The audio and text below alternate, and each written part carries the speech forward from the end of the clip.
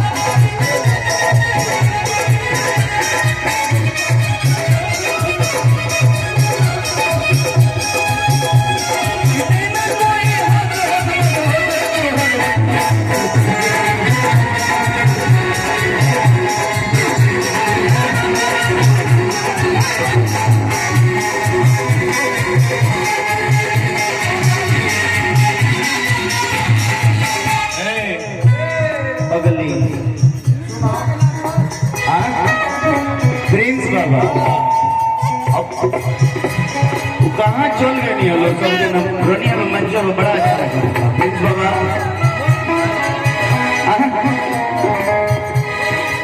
दुखी भैया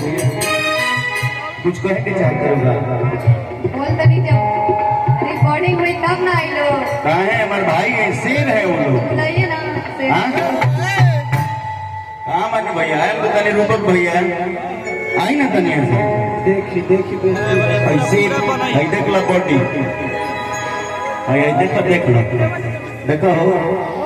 ये है सेठ अब बताइए अब जैसे ही लोग रिकॉर्डिंग में झूमे हैं वैसे हम लोगों के गाने एकदम झूमेंगे पगली देखावे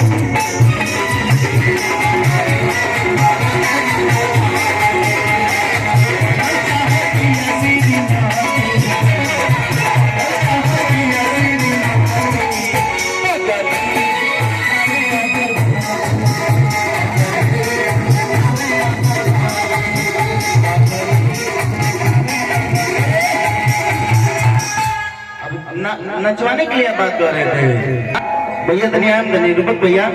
अरे अपन गांव हो सब के अपन भाई है अपन सब के मित्र हो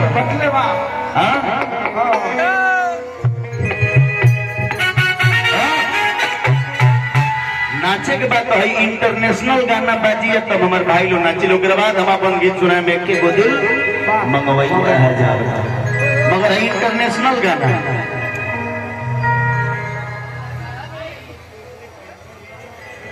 एकदम वही ठाट बजना चाहिए भैया एकदम मिला लीजिएगा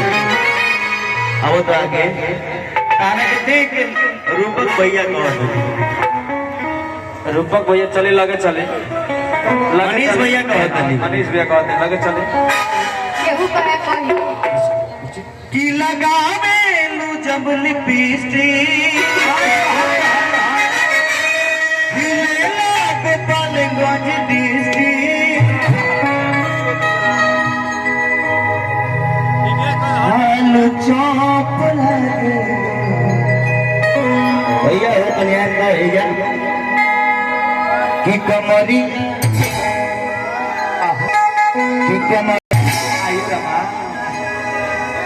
कि कमरिया कोगिला पूरी बाबा लॉलीपॉप लिपस्टिक लगा के भैया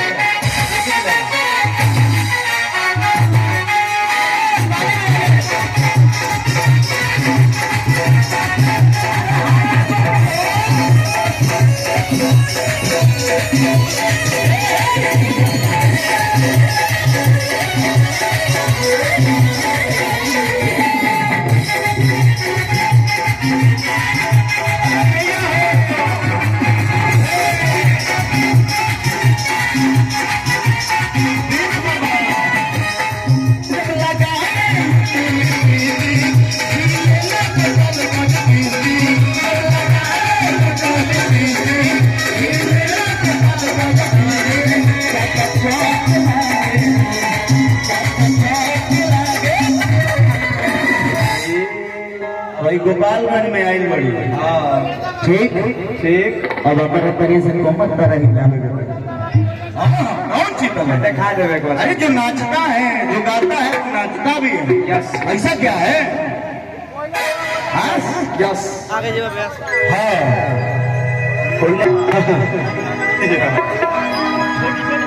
हाँ एक कमरिया ये कोई बात हुआ ताली बजाइए तो तनी हाला करके भैया तनी हाँ प्लीज भैया ये कमरिया करिए हमें अरे समझ लीजिए वो कमरिया हमारे है काय कोतरा एक कमरा हो एक कमरा हो कमर ना चलो एक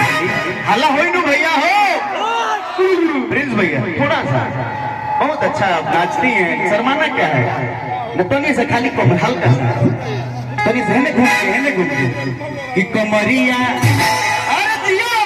ताली बजा दो भैया तो हटी हटी हटी इतना बढ़िया नाचती हैं आप क्या बात है कि कमरिया अरे जियो कमरिया हमारा हमारा वर्डिंग के अनुसार से वो बेरा कब बेरा जो अली कमर को है तो बेरा कि कमरिया कमरिया कि कमरिया